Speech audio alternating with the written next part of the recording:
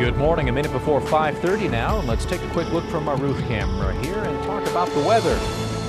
Visibility pretty good here at the surface, but we do have some clouds up above, and we've got temperatures that are, well, probably going to be the coldest all week long. Drew Harmon's in the Weather Center now with a full update. Good morning, Drew. Morning, James. Yes, indeed, looking at some cool temperatures for this morning and beyond. And right now we are also looking at a small system that's been hanging out offshore for a few days now into next work week. So things are going to be once again mild but warm further inland. James?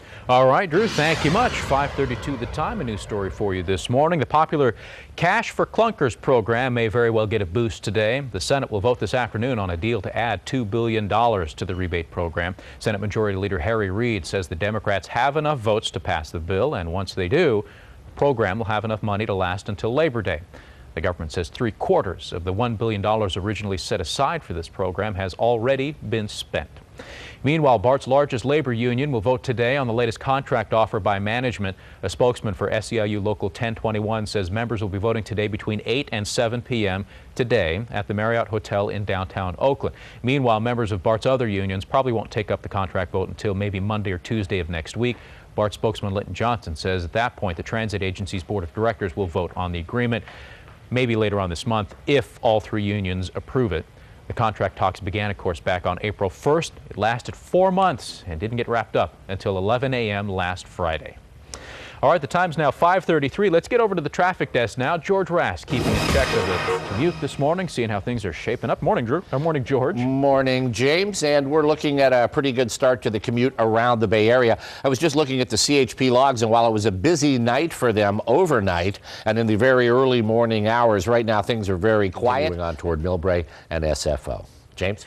And George, just in, we'll talk about now the new details with the Lieutenant Governor John Garamendi. He says that he thinks the federal stimulus money should be used to help keep the NUMMI plant in Fremont open. In fact, he thinks the 25-year-old joint venture between GM and Toyota is too big to fail.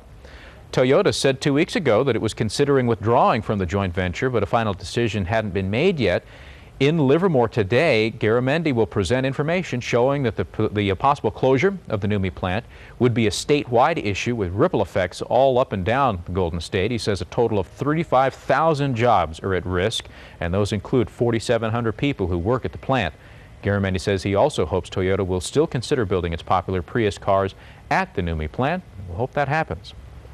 And this just into the KRON 4 newsroom now. The Labor Department said that initial jobless claim benefits dropped to a seasonally adjusted $550,000 for the week ending on August 1st. So compared to last week, we're doing much better. 550,000 claims. That's much lower than what analysts were expecting, which was 580. And it's another sign that maybe the recession now is beginning to smooth out just a bit, and we might be on the upswing here before too long. So anyway, that's the latest coming off the wires this morning. The markets will open a little less than an hour from now, and we'll see what traders think about all of that once trading begins. We'll follow the stock prices. All right, at 5:37, we're also following the latest developments this morning with Judge Sonia Sotomayor. She is poised, to make history as the Supreme Court's first Hispanic justice. The Senate is expected to vote this afternoon to confirm President Barack Obama's first pick for the High Court. She has more than enough votes, we understand, to be confirmed, and in fact has picked up more GOP support along the way. That said, though, nearly 3/4 of the Senate's 40 Republicans have said they will not vote for her. They argue that Sotomayor would bring liberal bias and personal sympathies to her decisions on the bench. All right, at 5:37, we're going to take another break here, but we'll be back with more in just a moment, so stick around. We've got a live look here in the South Bay, 101 in San Jose, right by the Guadalupe overcross, and you can see those taillights headed northbound beginning to build a little bit in volume, but we're still moving at the limit this morning. But we'll get another check with George in just a moment, and Drew Harmon will be along with a look at the forecast as well. The chance of thunder showers is with us. We'll be right back.